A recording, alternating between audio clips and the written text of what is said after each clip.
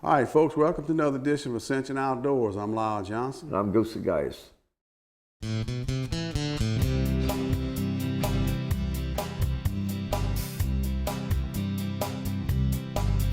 From South Louisiana, I guess I should explain. Looks like the kind of home for my kind of man. We were fishing in bayou streams and dreaming from dream to dream, flipping on what Mama Nature stored. Yeah, you won't believe the things I saw on old Lake Marapon. Mama Nature, you're gonna drive us all insane. For the rustle of their wings in that cold December wind brings me back to the banks of Marapon.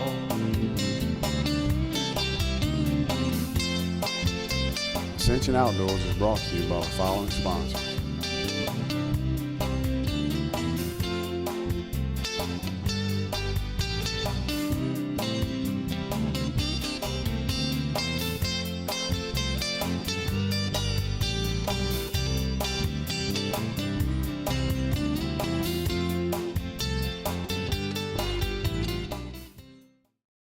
All right, man, I'll tell you what, it seems like the controversy never stops. So it maybe not really that big of a controversy because there is a new bit of legislation on tap to increase the saltwater fishing license from $5.50 to $13, which is $7.50. And even if they are successful at raising it, it's still going to be the cheapest saltwater license you can buy in the coastal states for a resident. No doubt. How long has it been since that $5.50 was put there? Do you remember right now? Oh, it's been a long time. 15 years? Probably 20? more than that, 20 years, yeah. Yeah, I read the other day how long it was. Yeah. Me myself, I'm in favor of doing it. You know, it's for management and conservation of saltwater finfish.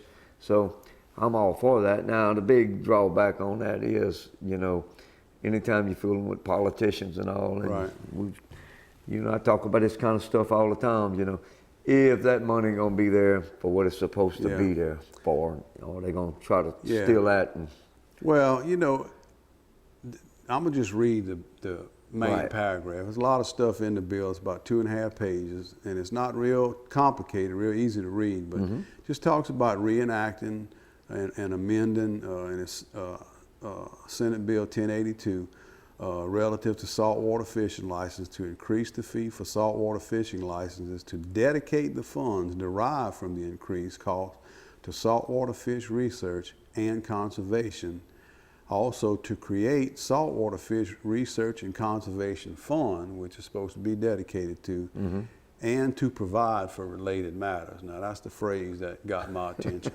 And see, this is a legislatively drawn-up bill, not a wildlife and fisheries drawn-up bill. They didn't say, hey, this is what we want passed. They said, this is what we'd like to do, and the legislation got to approve it. And so there's been governors over the years, including the present one that I kind of like, Bobby Jindal, that has raided the Wildlife and Fisheries Fund to make up tax losses or revenues in other places. And so that artificial reef program, prime example of it. Very, very prime example. They do it just about every fiscal session. And so it's going to pass. It's passed the House like probably 85% yes, and just a very handful no, and it's in the Senate. And I don't see it having much opposition there. But, you know, the big thing is, like you said, are they going to let us use this for what it's designed for without... So you do feel that it's going to pass the Senate, right? As of right now, what we're talking about, we really don't know. I think it's a shoe-in because it's a good thing. The problem is, do I trust the people that wrote this to stay with their word? Not the wildlife and fisheries end, the legislative end. Like I say, I mean, you know, fishing license and stuff to me is very, very cheap when it comes compared to all the other stuff. One bait will, you know, cost you $7. You know, they no cost doubt. more than that now. And the artificial reef program, Right. one thing that came out of that, you know, why? And it's a good question to ask. Are we sitting there with all that money in there? If we're going to use it, then use it. Right. Don't let it stay there till they get a chance to take it. Get it. Exactly. Sure. Right. And that was a big question that was raised after that event took place. Right. And hopefully, if this does get passed, it's used for the right purpose, and for the most part, I believe very beneficial. Right. Yeah. Won't be bad. Hey, look, this couple weeks ago was Memorial Day weekend, kind of what we call the opening of the boating season, especially down here on the diversion, you know, and kind of statewide. And you know, we had some didn't turn out real good for us accidents. Right. Man. Right down here by the weir, 28-year-old man lost his life. Shame, man. Yeah, there was a 8-year-old Louisiana boy that was on vacation with another family in Mississippi that got killed in a boat pulling a tube and ran into a tree. And there was a 7-year-old boy that got drowned in a lake, and at least 2 more in the state. Yeah. And that's all in the first weekend. Weekend. And last year we had a record low of boating fatalities and stuff like that. But this year didn't turn out to a great start. Well, it can go just like your safety record on the job. You can go a long time, everything's doing good, and you think you might have it under control, and all of a sudden, before you know it, everything goes kind of haywire. Right. Again, we got a long, hot summer ahead of us, y'all, and that won't end it. The winter time will be coming, and you'll be fooling with falling in the water, dying of hypothermia. It's a never-ending battle. One thing people need to do is learn, and as you get older, because I'm the world's worst for it, you got to learn to take your time. Exactly. Take your time. Be aware of what you're doing, man. Aware of your surroundings, and take your time. All right, man. One thing though been good this year is the crawfish. Oh, Price finally came down a little bit, and they catching them like crazy. Yeah, it's been a pretty good year on crawfish. You know, this is a trip I did with a working buddy of mine, Randy Landry. He lives out there ways from Pierreport area, in the Atchafalaya Basin, and really and pay attention to a lot of stuff. A lot of people don't really realize, I don't believe, what it really takes to get a crawfish on that table that you out in your backyard crawfish bowl enjoying. You know, this demonstrates a little bit of it right here. Yeah, right. All right, folks, we'll be right back after the break.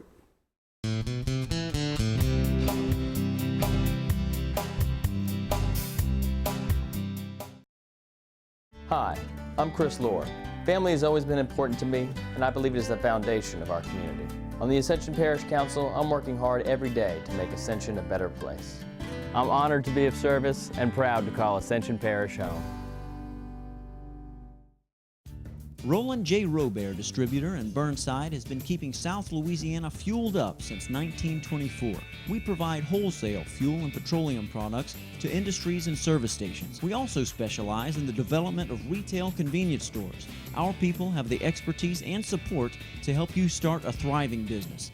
If you're looking to build your own Chevron, Shell, or unbranded service station, call Keith, Jim, or Harold. Get fueled up with Roland J. Robert Distributor. Harry Robert Insurance Agency has been serving the people of Ascension Parish for more than 40 years. Personal contact and attention to detail is what this family business is all about. From commercial policies to home and life insurance, we shop for the best rates and coverages to meet your needs. And finding the right policy is just the beginning. From there, we will be in touch every step of the way. For quality coverage and excellent customer service, come see us at Harry Robert Insurance Agency. Our doors are always open.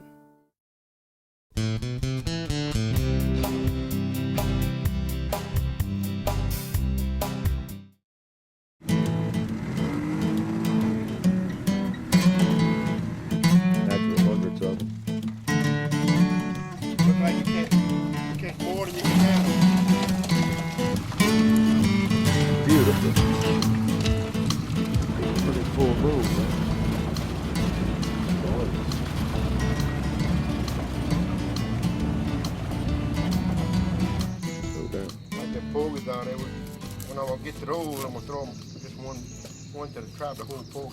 Right. That's some long cages you got there. Yeah, this is a 5-footer. A 5? I've got to put that here in case when the crawfish start dying. Right. It sticks out the water, they ain't gonna die, you know. They can come up and get oxygen.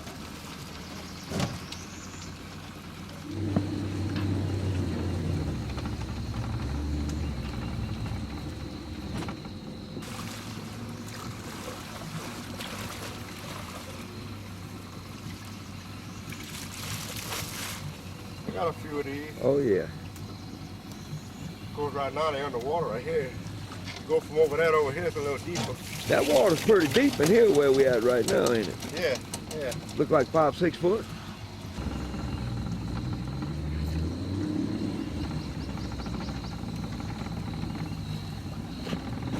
So naturally, there's going to be some mortality on the crawfish. You know, the tails stick out them traps sometime, and turtles and fish and fish, snakes that swim by, anything that eat crawfish. They like it just as much as we do. oh yeah. And that's really not too bad after 4 days set, 5 days set.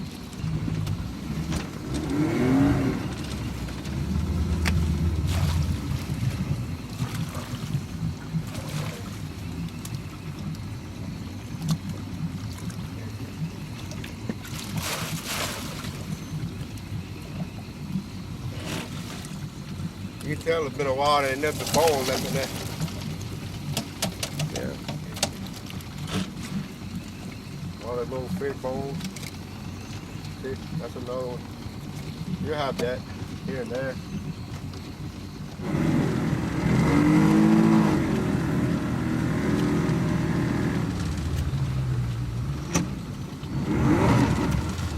My buddy calls that grass choke mortar grass. You can see why. Yeah, coonets have definitely got their own verbiage and their own Oh yeah. way of saying things. Yeah.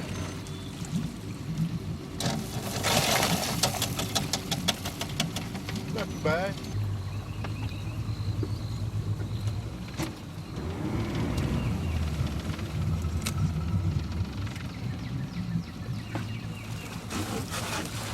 Y'all, today I'm out here with Randy Landry. Randy and I work together, and on weekends starting early in the year, man, February or so, he's out here crawfishing a lot. You know, Randy, it's really cool this morning. I mean, it's mid-May right now, but this is not abnormal weather for you for crawfishing, because when you start, it's usually pretty cold at that time of the year, and I'm sure you have some pretty cold days out here, really, at the beginning. We've been out here where you gotta wear jackets and they got ice on the water. Oh yeah. And you know what? You still catch crawfish. Not a lot, but you still catch them. Right. All right, well, you reach your first goal of the day, 1 sack. When you get 1 sack, you can tell you got part of your expense paid already. Part of it, that's Part right. of it. And the way it is these days, you need about 5 of these just to get your expense paid right off the back. Once you get past that point, You're making money then. then you start looking at a little bit of profit that you make, you know. Ouch.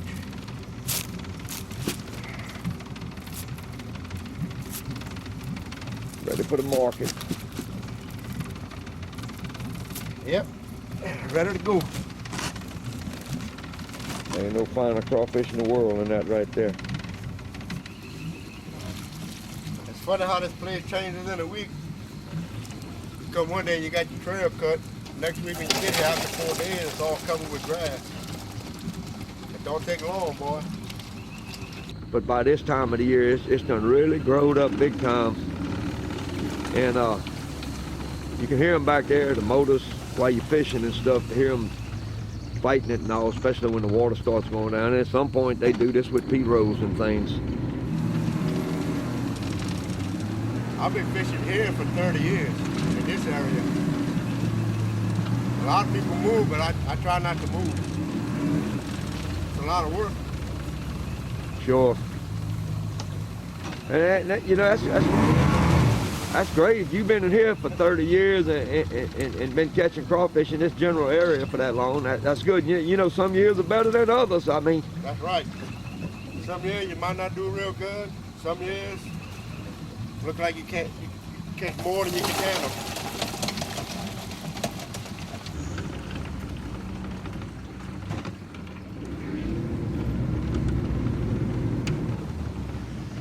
Now, there's a lot of things you got to watch out for back in here, especially at this time of year. You know, you start getting into wasp nests and things like that, and Yeah.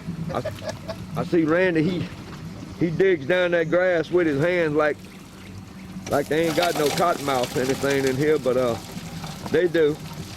And I'm sure he's looking before he sticks his hand down in there. Oh yeah, you have to. So I sold a 25 and I bought this motor and put on his boat. Now I can keep using it. But I got that go down when I want to get down 1.5 feet, 2 foot, you need it. I see a lot of guys now going to these surface drive engines back here. They got the surface drive, the full drive, the gator tails, the mud buddies. They got about 8 different ones that they use. And the P-row, if you really want to get serious. Yeah, if you really want to work your butt off. You don't see too many P-rolls no more, unless you're a duck hunter. They don't like them neither, no more. Or you might be like Billy White going run turtle line. Right, yeah, but they don't tell them with him. You can do that. Yeah, they don't tell. Besides that, yeah, they use the gator tails and, like you said, the pro drives. And those are good too, but I'm gonna keep using this and use my go devil. Big ones. That's what they call gray crawfish or the large crawfish, you know. Do they grade them anymore? No, we used to do that. That's a lot of trouble. That's what I think. Years ago when we were grading them, you had 3 different ones. You had the small, the medium, and the large. And there was a pain in the rear end, you know. I bet. I mean, you had to have a box, you grade a box, and really had to have a 2-dump box with 2 sides, because you could dump the big one on this side, the little one would fall on this side. And it was I think that was a lot of trouble, is what it was. That's too complicated. It was too complicated, you know. And then some places we got to the market, they graded them again for you. So it was double the work, you know. Well, another sack filled to the top. I'll tell you right now, that is some beautiful, beautiful crawfish. Beautiful.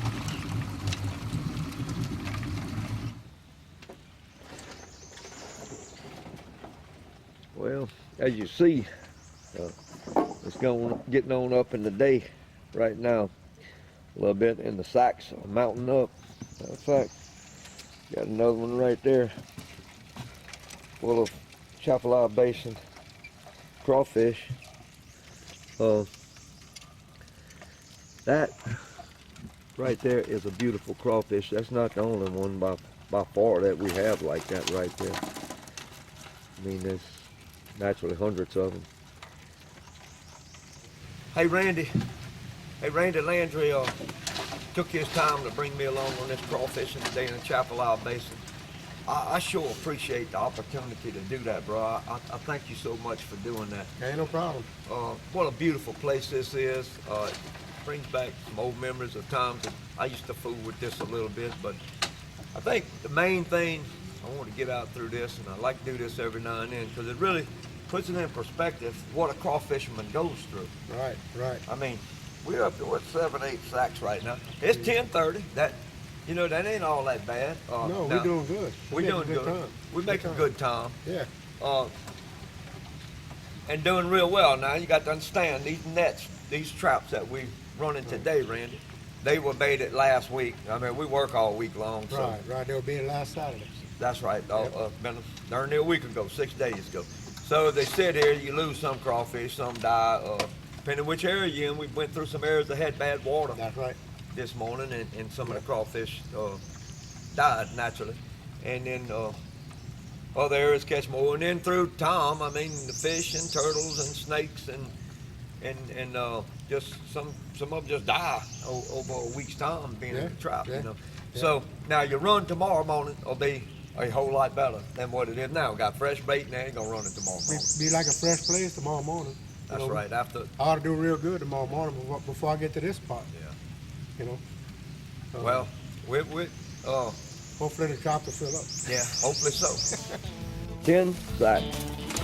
End of the work shift.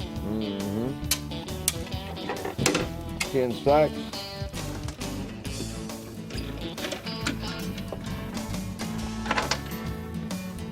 Say it's the end of the Let me see that chain for a minute there. That chain right there is what they lay over the front, out of the bow of the boat. Drag it along, keeps the bow from turning on them. Keep the bow point the direction that you want. Go. Keep the wind from blowing the bow around. Right. Well, that wasn't a bad run, man. No, not at all. I guess we heading to the landing, huh? Yep.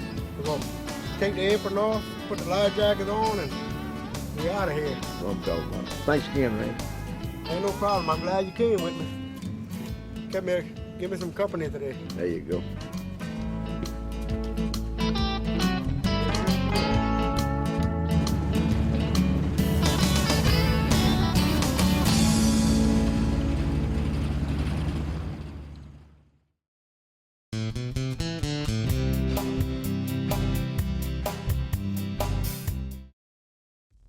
Hi, welcome to Sis, right this way.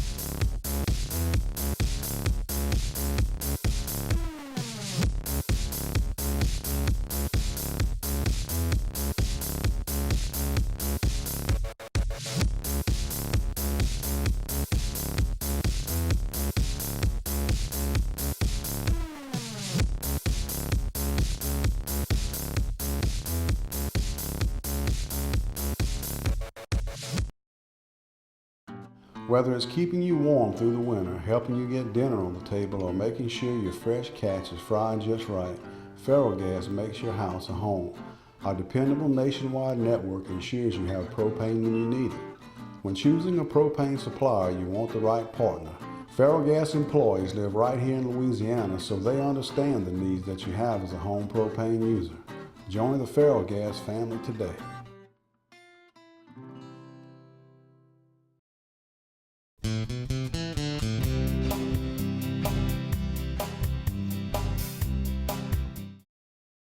All right, folks, welcome back. Man, I'll tell you what, crawfish is good. Oh, yeah. That's a lot of work right there. Yeah, it is, and I love them.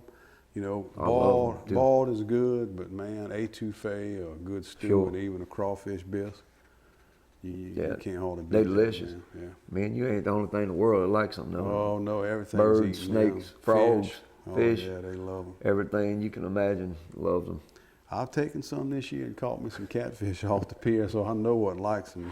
Oh, yeah, brim, like everything likes them. Yeah, they got a pretty tough life there. Yeah, and you know they really ain't that nutritious. Really? No, because a bass that feed on crawfish more than anything is not going to be that healthy.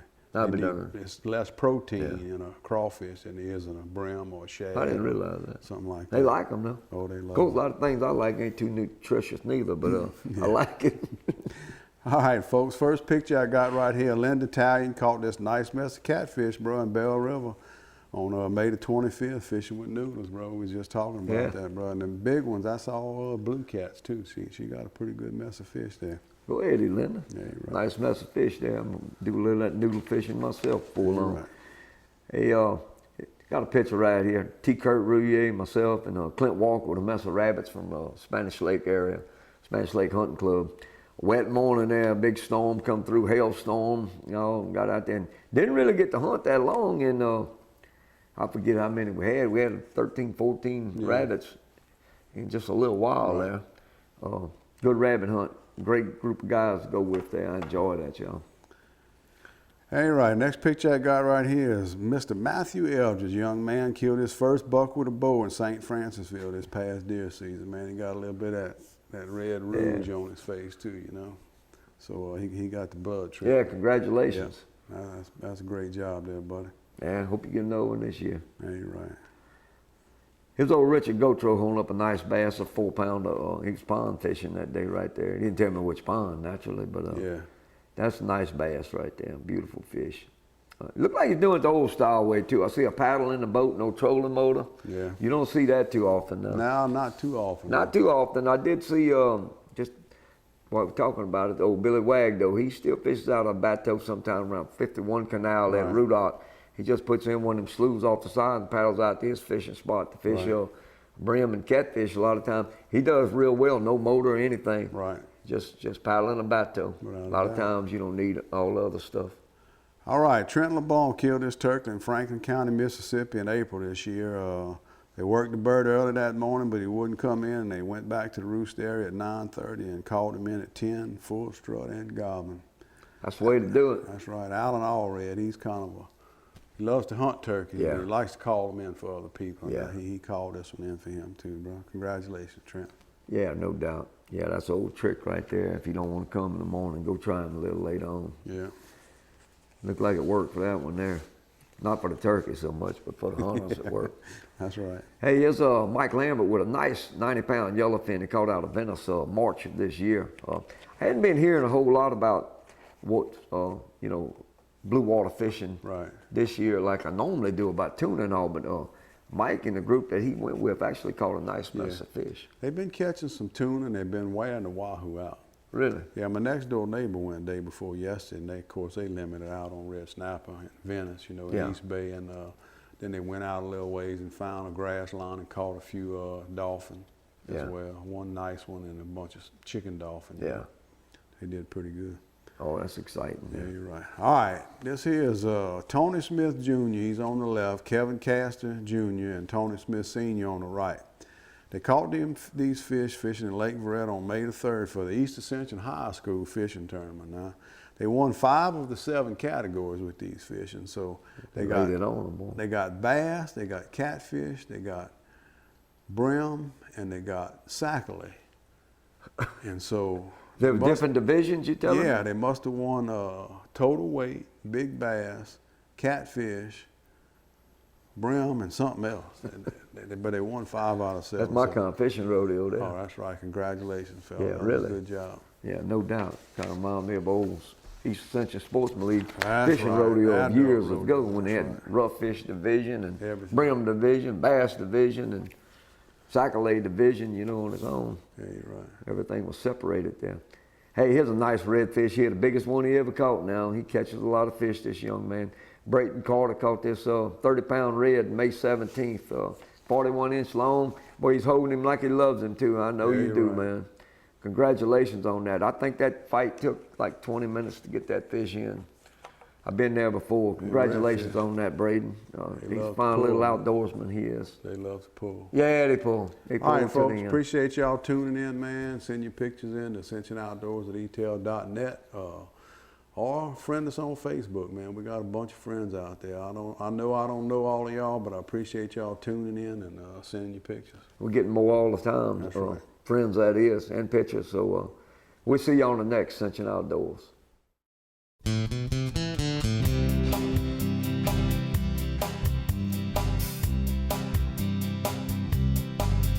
From South Louisiana, I guess I should explain. Looks like